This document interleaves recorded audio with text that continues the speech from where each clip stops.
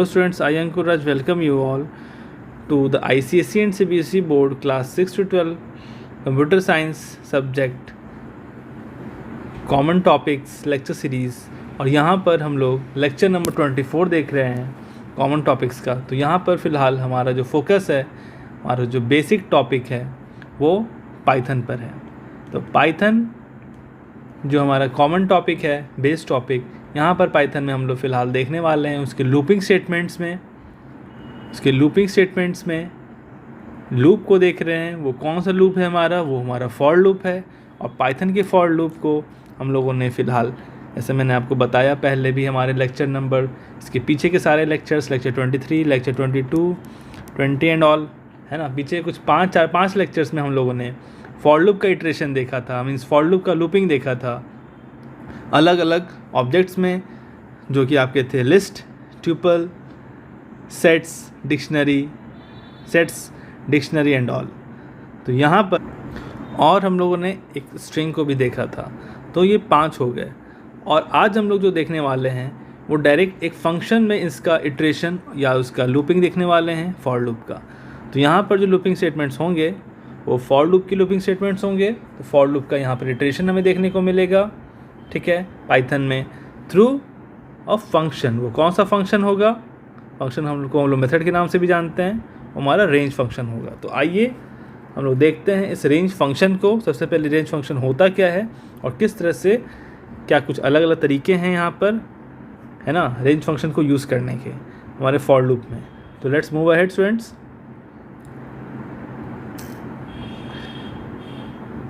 तो यहाँ पर फ़िलहाल जब हम लोग बात करेंगे पाइथन के फॉर लूप का, तो सबसे पहले तो हमें रेंज को समझना है। ये रेंज फंक्शन है क्या, ये क्या चीज़ है रेंज। तो रेंज की अगर हम लोग बात करेंगे, रेंज फंक्शन, आपको पता है जब भी हम रेंज किसी फंक्शन की बात करते हैं तो फंक्शन का नाम होता है, फिर a pair of round bracket और स्मॉल ब्रैकेट, ठीक है। तो range, it is a range of function. Range function क्या है?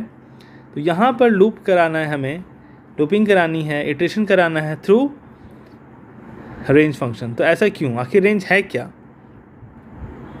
रेंज नॉर्मल बात क्या होती है ना, फ्रॉम हियर टू हियर, इस पोजीशन से इस पोजीशन तक, है ना। वो एक सीक्वेंस बताता है ऑफ नंबर्स, है ना, कि कहाँ से कहाँ स्टार्ट होगा, है ना, कहाँ से कहाँ तक वो चलेगा, है ना, किस नंबर से किस नंबर तक, है ना, या फिर कोई डिफ़ॉल्ट नंबर है, उस डिफ़ॉल्ट नंबर से इस पर्टिकुलर रेंज तक उसे चलना है ना।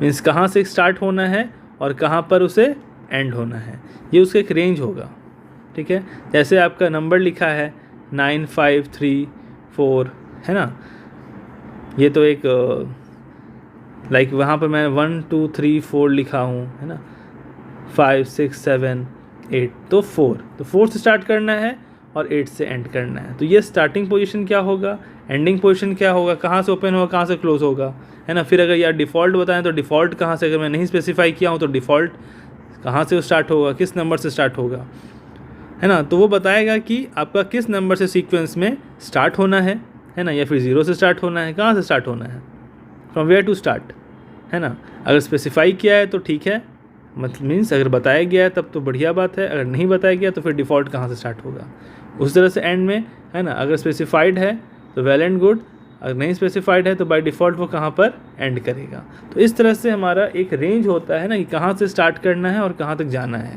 ठीक है students.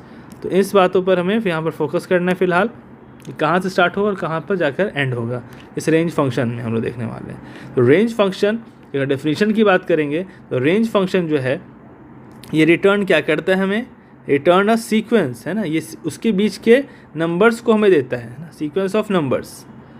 It returns us what, sequence of number. जैसे मैंने बोला 0 से ही मान लेते हैं, 0 से लेकर मुझे 8 तक का रेंज चाहिए। तो ये क्या दे रहा है मुझे, ये क्या रिटर्न कर रहा है, रिटर्न, है ना। ये सारी चीज़ें अंदर की भी सारी मुझे रिटर्न हो रही हैं। तो क्या दे रहा है, सीक्वेंस ऑफ नंबर्स हमें क्या कर रहा है, रिटर्न कर रहा है ना। जो याद तो जो भी हमारा स्पेसिफाइड नंबर होगा कि कहाँ से स्टार्ट करना है ना। तो नॉर्मली क्या होगा, वो स्टार्ट करेगा कहाँ पर, नॉर्मली वो स्टार्ट करेगा start from 0 by default. Normally वो बाय डिफ़ॉल्ट कहाँ से स्टार्ट करता है, 0 से, और क्या होते जाता है वो, एंड इंक्रीमेंट करते जाता है, मतलब बढ़ते जाता है। देख रहे हैं आप, 0 से अगर स्टार्ट किया बाय डिफ़ॉल्ट तो बढ़ते जा रहा है 1 2 3, है ना। तो क्या हो रहा है, वो इंक्रीमेंट कर रहा है। तो कितना से इंक्रीमेंट कर रहा है, 0 के बाद 1 से इंक्रीमेंट कर रहा है, 0 + 1 1, फिर 1 के बाद फिर क्या कर रहा है, 1 से इंक्रीमेंट कर रहा है, 1 + 1 2, फिर 2 के बाद क्या कर रहा है, 2 + 1 3, है ना। 2 के बाद 3 जाएगा, 3 फिर के बाद 3 + 1 4। तो हर जगह क्या देख रहे हैं आप, 1 से इंक्रीमेंट कर रहा है, एक एक, है ना, एक एक स्टेप वो ले रहा है। तो 0 से वो स्टार्ट किया बाय डिफ़ॉल्ट, एंड इंक्रीमेंट क्या कर रहा है, इंक्रीमेंट बाय 1, हर वो 1 से इंक्रीमेंट कर रहा है। और ये 1 और ये वाला बात जो है कि इंक्रीमेंट कर रहा है 1 से, ये भी बाय डिफ़ॉल्ट, मतलब अगर नहीं बताया जाएगा तो इंक्रीमेंट किससे करेगा, वो 1 से ही इंक्रीमेंट करेगा, ये भी बाय डिफ़ॉल्ट है। अब लास्ट पे बात आती है कि एंड कैसे हो रहा है। तो एंड जो करेगा, and eight specified number, and करेगा किसी एक स्पेसिफाइड नंबर पर। ठीक है स्टूडेंट्स, तो यहाँ पर आप लोगों ने क्या देखा, एक स्टार्ट की बात है, फिर एक इंक्रीमेंट की बात है, फिर एक एंड की बात है। ठीक है, इंक्रीमेंट की बात है एक, फिर आपकी एक स्टार्ट की बात है और एंड की बात है। तो स्टार्ट का बाय डिफ़ॉल्ट क्या है, स्टार्ट बाय डिफ़ॉल्ट 0 है। इंक्रीमेंट की क्या है बात, इंक्रीमेंट बाय डिफ़ॉल्ट 1 है।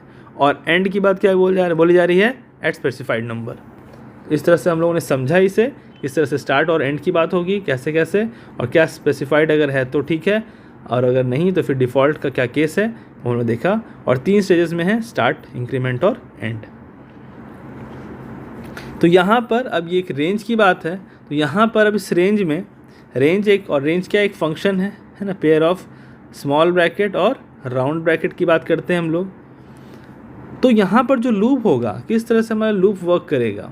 ठीक है स्टूडेंट्स, लूप की बात हो रही है कि फॉर लूप जब यहाँ यूज़ कर रहे हैं, तो फॉर लूप है, तो यहाँ पे किस तरह के स्टेटमेंट्स हो गए, लूपिंग स्टेटमेंट्स हो गए।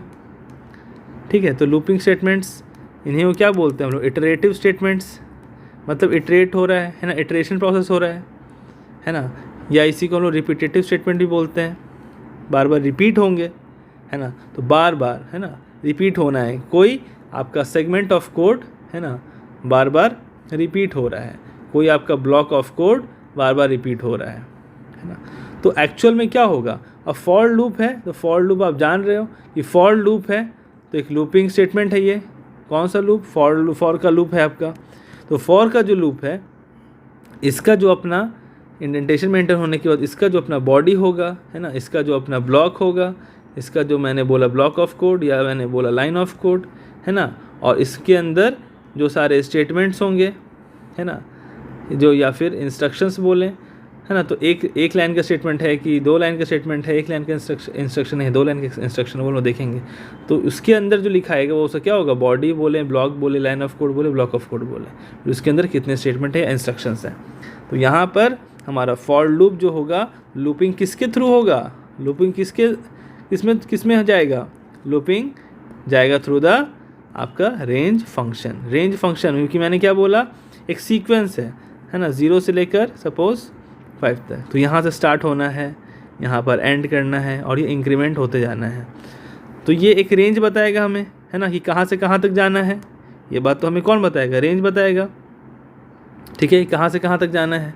तो ये चीज़ जो बता रहा है हमें रेंज, तो एक्चुअल में बार बार इसमें बढ़ाते जाइए, चेक करते, यहाँ से स्टार्ट होना है, यहाँ से एंड करना है, और इंक्रीमेंट करते जाना है, और बार बार वही काम को करते जाना है। तो लूप के फॉर्म में, तो फॉर लूपिंग यहाँ पर ऐसा होगा। तो आइए एक छोटे से एग्जांपल के फॉर्म में हम लोग इसे देखें, और फिर हम लोग इसके छोटे छोटे 3 केसेस हैं, इस केसेस को समझें, और फिर हम लोग इसे एग्जीक्यूट कर रन कर देखेंगे अपने पाइथन इंटरप्रेटर या पाइथन शेल में। तो फर्स्ट जो केस है यहाँ पर एक नॉर्मल केस है, जहाँ पर हमें रेंज फंक्शन का यूज़ बताया जा रहा है।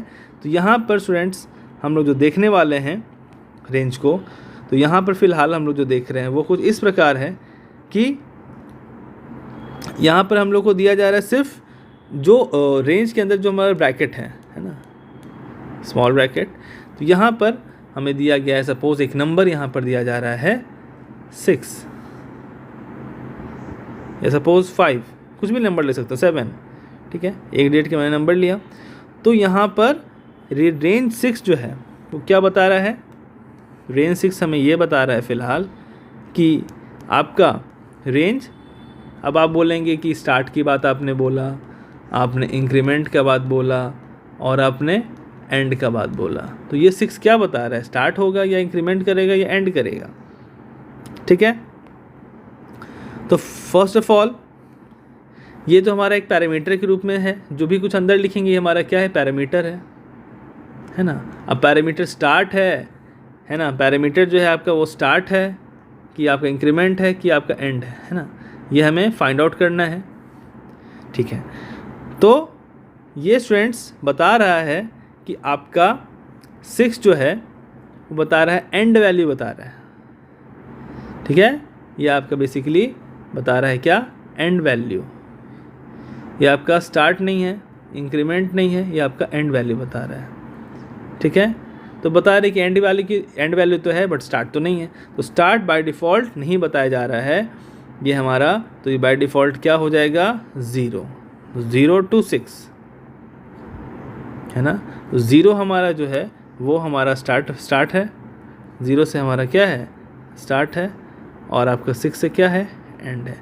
और एक बात और बताने के लिए बात है स्टूडेंट्स कि यहाँ जब 6 लिखा है तो इस 6 तक नहीं होता है, एक इसमें पॉइंट है जो ध्यान रखने वाली बात है। 0 to 6 है बट हम लोग करेंगे कहाँ तक, करेंगे हम लोग ये 5 ही तक। 0 to 6 है बट हम लोग वैल्यूज जो लेंगे, फेच करेंगे, जो वैल्यूज़ जो फेच करेंगे वो आपका रहेगा 5 तक ही, है ना। मीन्स कोड में 0 to 6 लिखना है और बट फेच होगा 5। इट मीन्स जब आप कोड लिखेंगे तो अगर आपको, क्योंकि हमें तो कोड चाहिए और उसका आउटपुट जो हम लोग चाहेंगे, तो कोड जो हम लोग लिख रहे हैं और यहाँ पर आउटपुट जो आएगा वो 0 to 5 तक ही आएगा। तो आपको जो आउटपुट चाहिए उसमें आप एक बढ़ा करके आप यहाँ पर लिखेंगे कोड में, क्योंकि आपको यहाँ क्या चाहिए, कहाँ तक चाहिए, 5 तक चाहिए। तो आप यहाँ पर एक बढ़ाकर यहाँ पर आपने 6 तक करना है। ठीक है, आइए इस एग्जाम्पल को देखें, इस केस को समझा हम लोगों ने, इस एग्जाम्पल को देखें। ठीक है, तो यहाँ पर एग्जाम्पल के रूप में मैंने यहाँ कोड एक लिखा है। ठीक है, एग्जाम्पल के तौर पे देखें तो सपोज़ यहाँ लिखा है फॉर x इन रेंज 6। तो इसके बॉडी में क्या है, फॉर का बॉडी प्रिंट x। बॉडी तो सिंपल है, वही फॉर लूप है, ये वही हमारा फॉर है ना, ये हमारा वही फॉर लूप है। ये हमारा x है, वही हमारा काउंटर या इटरेटिव वेरिएबल है। x क्या है हमारा, काउंटर या इटरेटिव वेरिएबल है, हमारा फॉर लूप है। इन हमारा मेंबरशिप ऑपरेटर है, रेंज फंक्शन है, उसमें पैरामीटर के रूप में क्या पास हो रहा है, 6 मीन्स एंड वैल्यू बता रहा है और कुछ नहीं लिखा है। तो स्टार्ट कहाँ से कहाँ तक हो रहा है, 0 to 6, और 0 to 6 है मतलब वैल्यूज़ कहाँ तक आएंगी, है ना। ये तो हम लोग लिख दिया 6, बट आउटपुट में वैल्यूज़ कहाँ से कहाँ तक आएंगी, 0 to 5 आएंगी। मीन्स बार बार ये रेंज 6 तक में 0 से स्टार्ट होगा और फर्स्ट वैल्यू को प्रिंट करेगा, फिर आगे जाएगा, फिर और बाय डिफ़ॉल्ट इंक्रीमेंट भी क्या होगा, बाय डिफ़ॉल्ट इंक्रीमेंट भी 1 से 1 का ही होगा बाय डिफ़ॉल्ट इंक्रीमेंट। ठीक है, और फिर जाएगा, फिर 1, फिर प्रिंट करेगा, फिर 2, फिर प्रिंट करेगा, ऐसे कहाँ तक, 5 तक होगा स्टूडेंट्स। ठीक है, ये चीज़ आपने समझा। तो यहाँ पर एक सिंपल सा हमारा कंसर्न था बताने के लिए। तो अब हम लोग इसे चलाकर देखते हैं हमारे पाइथन के इंटरप्रेटर में किस तरह से क्या ये वर्क करता है या फिर नहीं करता है।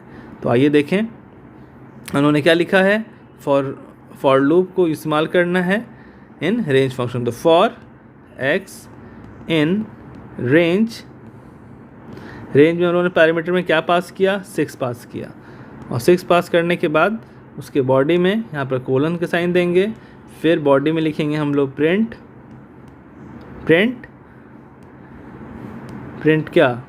x को पास करेंगे, और हम लोग अब रन कर एग्जीक्यूट कर देखेंगे कि हमारे आउटपुट में आता है 0 to 5। देखा आप लोगों ने, हम लोगों ने क्या स्पेसिफाई किया था, हम लोगों ने कोड में स्पेसिफाई किया था 6, है ना। 6 मीन्स 0 to 6, बट यहाँ पर हमारे पास आउटपुट में कहाँ तक आया, आउटपुट में 5 ही तक आया, मतलब 0 to 5 तक आया। वो कुछ इस प्रकार से आया, देखा आपने। तो यहाँ पर हम लोगों ने कैसे लिखा था, रेंज 6।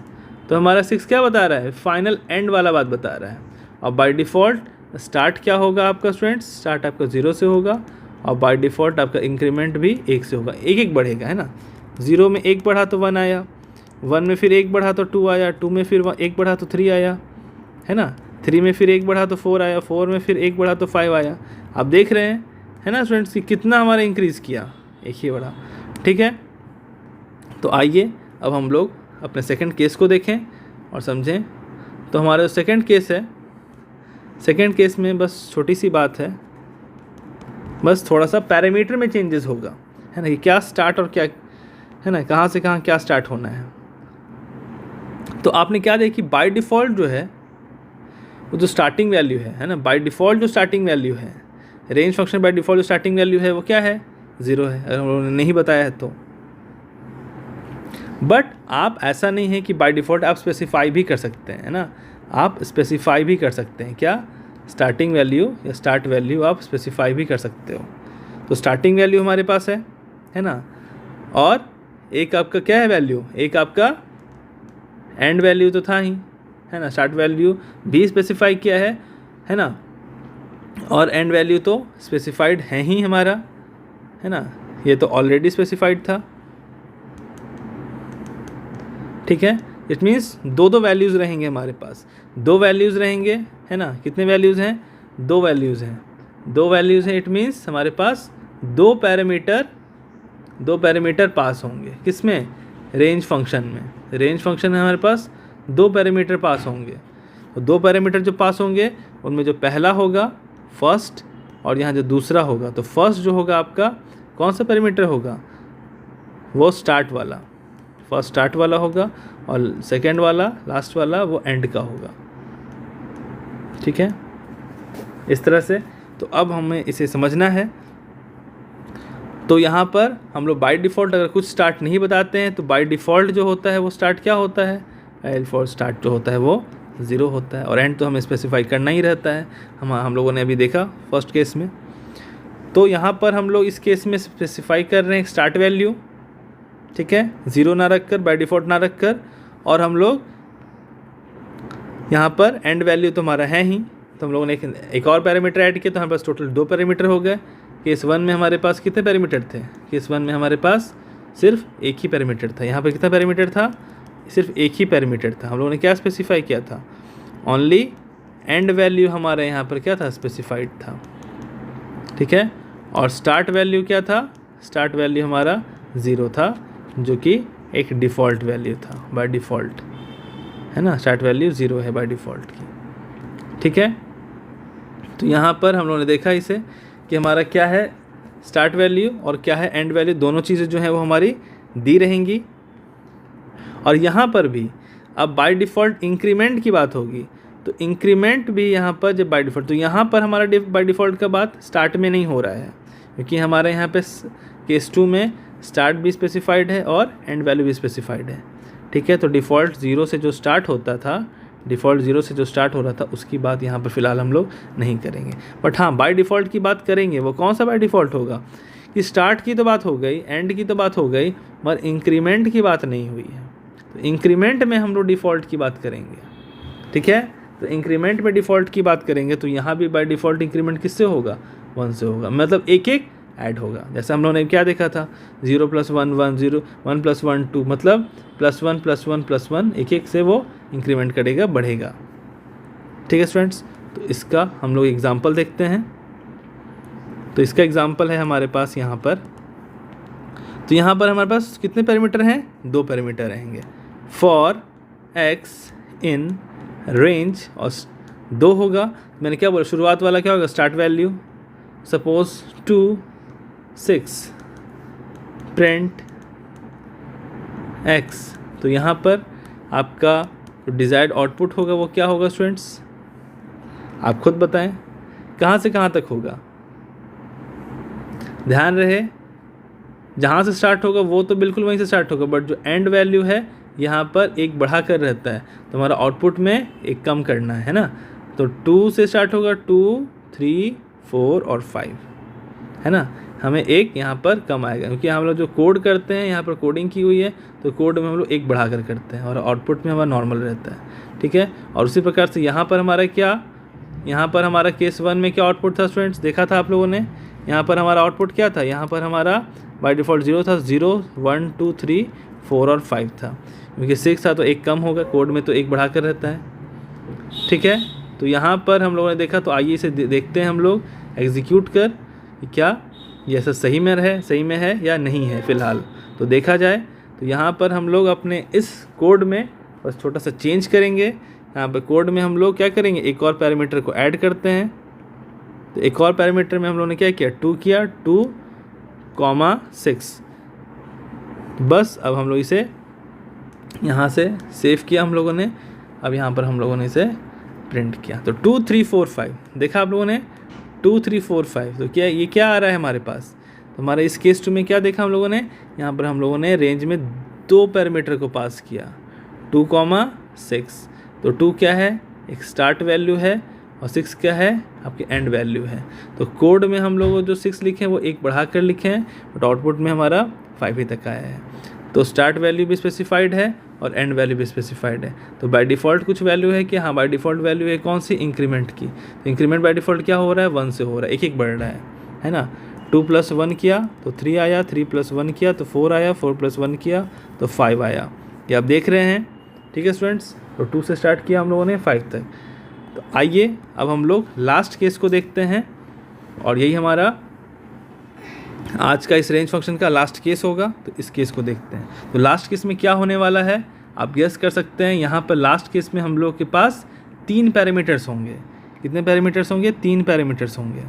केस थर्ड में हमारे पास, तो यहाँ पर केस थर्ड में स्टूडेंट्स जैसा आपका एक्सपेक्टेशन है, ये हमारे पास यहाँ पर 3 पैरामीटर्स यूज़ होंगे। वो 3 पैरामीटर्स कौन कौन से यूज़ होंगे, 3 पैरामीटर्स जो हमारे यूज़ होने वाले हैं वो कौन कौन से हैं, वो हैं एक स्टार्ट वैल्यू, फिर हमारे पास इंक्रीमेंट वैल्यू, फिर हमारे पास है एंड वैल्यू। तो हमारे पास 3 पैरामीटर्स रहेंगे रेंज में, ठीक है। कितने, 3।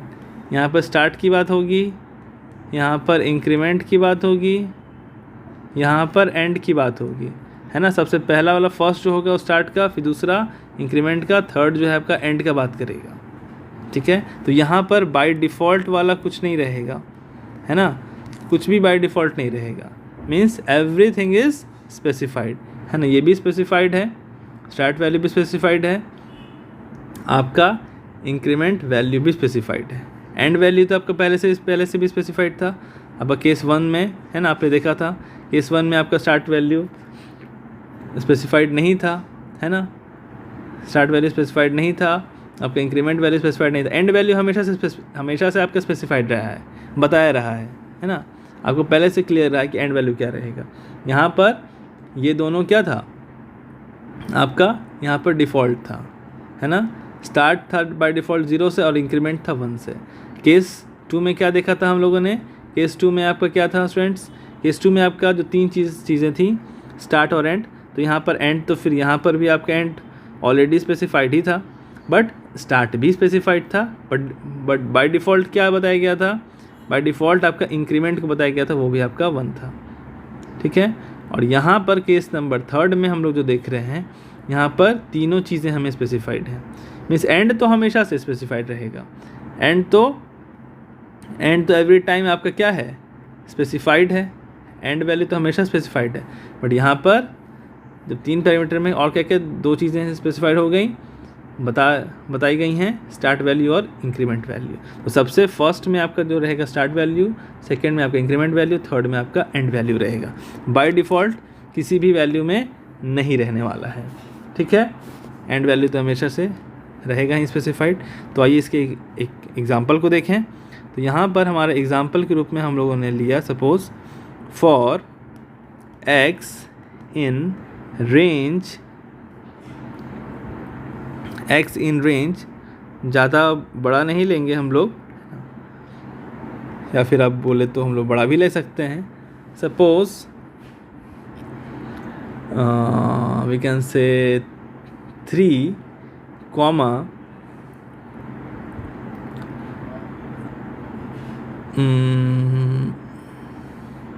can say like 16, 3, यहाँ मैं 2 कर देता हूँ ना, कुछ कन्फ्यूज़न नहीं रहे। यहाँ पर स्टूडेंट्स मैं ले लेता हूँ 2, है ना। तो 2 मेरा क्या है, 2 मेरा है स्टार्ट वैल्यू, सॉरी यहाँ पर एक छोटा सा, है ना, छोटा सा यहाँ पर एक, है ना, एक इशू हो गया है। वो छोटा सा प्रॉब्लम जो था वो ये है कि इंक्रीमेंट वैल्यू जो है आपका, ठीक है स्टूडेंट्स, वो इंक्रीमेंट वैल्यू आपका सेकंड नहीं रहेगा, वो आपका यहाँ पर सेकंड में आपका मीन्स लाइक कि यहाँ पर सेकंड पोजीशन पे जो मैं लिखने वाला हूँ, यहाँ पर आपका, है ना, यहाँ पर आपका ये जो है आपका स्टार्ट वैल्यू है, ठीक है, ये आपका स्टार्ट वैल्यू है, ठीक है। और 16 जो है वो आपका एंड वैल्यू रहने वाला है। और चूँकि ये थर्ड पैरामीटर हम लोगों ने, है ना, ये जो केस है यहाँ पर हम लोग 3 पैरामीटर यूज़ कर रहे हैं, तीसरा पैरामीटर भी, तो यहाँ पर, है ना, केस 2 तक हम लोगों ने क्या किया था, केस 1 में हमारा सिर्फ एंड वैल्यू था, है ना। केस 2 में हमारे पास एंड वैल्यू स्पेसिफाइड भी था और स्टार्ट वैल्यू भी स्पेसिफाइड था। और केस 3 में हमारे पास एंड वैल्यू तो था ही, एंड वैल्यू तो हमेशा से है, और स्टार्ट वैल्यू केस 2 से हमारा स्पेसिफाई हो गया। और हमारा इस केस 3 में जो तीसरा पैरामीटर है, मतलब इंक्रीमेंट वाला, वो भी स्पेसिफाइड हो गया। तो इसलिए स्टूडेंट्स, है ना, तो हमारा जो है, तो थर्ड जो है वो थर्ड पोजीशन में ही रहेगा, है ना। इंक्रीमेंट वैल्यू जो है आपका, वो कुल मिलाकर आपका रहेगा वो थर्ड पोजीशन में रहेगा, ठीक है। तो आप इसे यहाँ कंफ्यूज ना हो, ठीक है, मतलब यहाँ पर स्टार्ट है, यहाँ पर आपका एंड होगा, ठीक है। आप इसे चाहें तो यहाँ पर करेक्ट कर सकते हैं, ठीक है, ठीक है। तो यहाँ पर जो आपका रहने वाला है वो क्या रहेगा, स्टार्ट के बाद एंड रहेगा, फिर आपका यहाँ पर इंक्रीमेंट रहेगा, ठीक है। तो यहाँ पर आपका जो एंड हो रहा है वो आपका सेकंड पोजीशन पे जो है वो आपका एंड है, और फिर आपका जो थर्ड पोजीशन पे है वो क्या है, इंक्रीमेंट है। ये कितने से इंक्रीमेंट होगा, कितना से वो बढ़ रहा है आगे, कितना से वो प्लस हो रहा है, ठीक है। फिर आगे फिर इसका जो हमारा जो बॉडी है फॉर लूप का, फॉर लूप की बॉडी में फिर हम लोग क्या करेंगे, सिंपल प्रिंट कराएंगे, प्रिंट एक्स, ठीक है स्टूडेंट्स। तुम्हारा जो बाय डिज़ायर्ड जो आउटपुट रहेगा वो क्या रहेगा, वो हम लोग अभी यहाँ देखेंगे, है ना। ये किस तरह से वर्क करेगा, मीन्स क्या करेगा आपका ऐड, है ना, 3 का आपका एडिशन होगा। वहाँ मैं क्या कर रहा था, इंक्रीमेंट 1 का इंक्रीमेंट हो रहा था, बट यहाँ पर आपका क्या होना है, यहाँ पर आपका 3 का इंक्रीमेंट होना है। मतलब आपका डिज़ायर्ड आउटपुट क्या होगा स्टूडेंट्स, 2 से आपका स्टार्ट होगा, और फिर देखें आप यहाँ पर, देखें आप 2 + 1 3 होता, बट यहाँ पर 1 से नहीं करना है, हमें कितने से इंक्रीमेंट करना है, 3 से इंक्रीमेंट करना है। बस 2 प्लस, है ना, 2 के बाद क्या इंक्रीमेंट होगा, 2 + 3 क्या 5, मीन्स यहाँ 5 आएगा। फिर 5 + 3 क्या 8, तो 8 आएगा। फिर 8 + 3 क्या 11 आएगा, ठीक है। तो यहाँ पर आपका ये 11 आ गया। फिर 11 + 3 क्या आएगा बताएं, 14, तो 14 आएगा, ठीक है। बट 14 + 3 क्या हो जाएगा 17, तो ये नहीं आएगा। तो 5 आ रहा है, 8 आ रहा है, 11 आ रहा है, 14 आ रहा है, और 2 से तो हमारा स्टार्ट ही था। तो हमारा 2 5 8 11 14 ये हमारा क्या होगा, डिज़ायर्ड आउटपुट होगा। तो क्या समझा आप लोगों ने, सबसे पहले स्टार्ट बताएंगे, फिर एंड बता देंगे, और फिर इंक्रीमेंट बताएंगे, है ना। केस 3 में हमारा थर्ड पैरामीटर, है ना, क्योंकि हम लोगों ने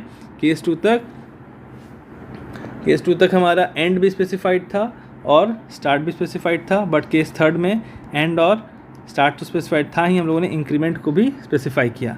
इसीलिए थर्ड पोजीशन पे हमारा जो है ना, सबसे पहले स्टार्ट, फिर एंड, फिर इंक्रीमेंट, फर्स्ट, फिर एंड, फिर थर्ड में इंक्रीमेंट।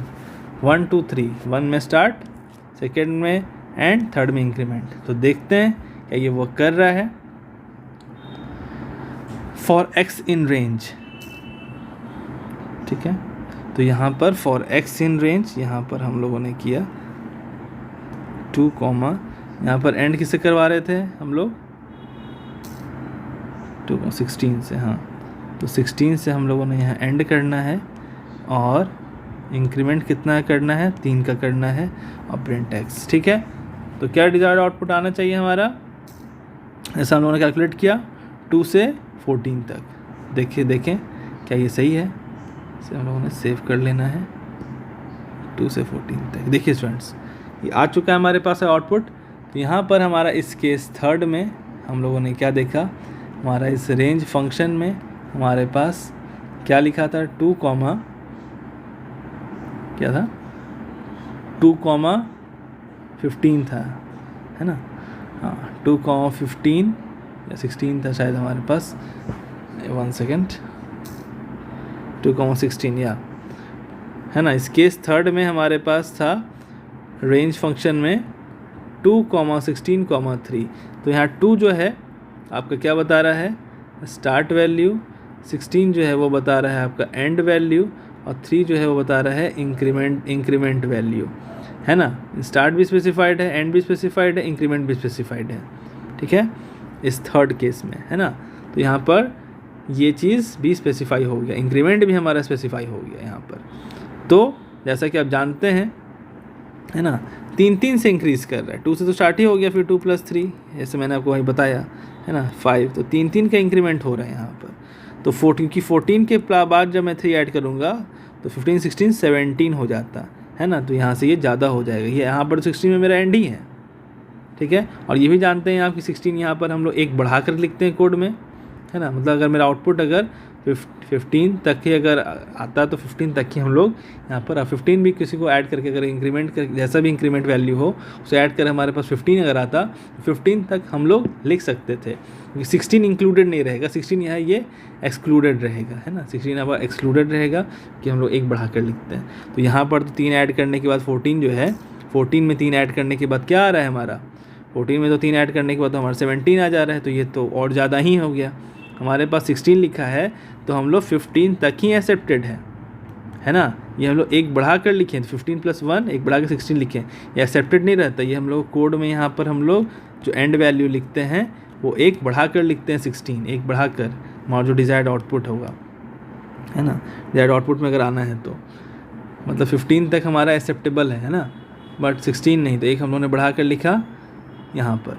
बट यहाँ पर तो आप लोगों ने देखा 14 तक आ रहा है, 17 क्यों नहीं आ गई, 14 + 3 हम लोगों ने जब 17 किया तो ये तो, है ना, 17 आ गया। तो हमारा तो 15 तक ही एक्सेप्टेड है, 16 खुद एक्सेप्टेड नहीं है, तो 17 तो एक्सेप्टेड नहीं ही होगा, ठीक है स्टूडेंट्स। तो यहाँ पर हम लोगों ने इस तरह से सारे केसेस को देखा है रेंज के, है ना। सब कुछ हम लोगों ने थ्योरी और प्रैक्टिकल की मदद से देखा है, अलग अलग केसेस में क्या ये रेंज होता है, क्या ये रेंज फंक्शन है, किस तरह से यहाँ फॉर लूप काम करेगा, इसके स्टार्ट एंड इसके सारे पैरामीटर्स को, 3 पैरामीटर्स होते हैं, स्टार्ट एंड और इंक्रीमेंट, कैसे कैसे डिफ़ॉल्ट वैल्यू होती है, कहाँ कौन स्पेसिफाई होगा कौन स्पेसिफाई नहीं होगा, सबका आउटपुट, है ना, सबका बॉडी, किस तरह से फंक्शन इटरेशन होगा, लूपिंग होगा यहाँ पे थ्रू द रेंज फंक्शन या बाय द रेंज फंक्शन या using range function in Python, for loop with looping statements, जहाँ पर फॉर लूप का बॉडी होगा हम लोग बार बार प्रिंट कराएंगे, है ना। क्या डिज़ायर्ड आउटपुट रहेगा, इससे हम लोगों ने थ्योरी और प्रैक्टिकल मदद से देखा है, किस तरह से इसका लिखने का फॉर्मेट है, क्या इसका वर्किंग स्ट्रैटेजी है, कैसे फ्लो ऑफ कंट्रोल होगा,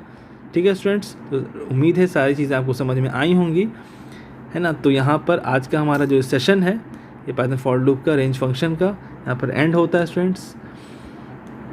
तो इसे आप थ्योरी प्रैक्टिकल की मदद से समझेंगे, बनाएंगे, और फिर हम लोग अब एक नए टॉपिक के साथ नए लेक्चर नंबर 25 में मिलते हैं आपसे इसी जगह पर। तब तक के लिए थैंक यू क्लास।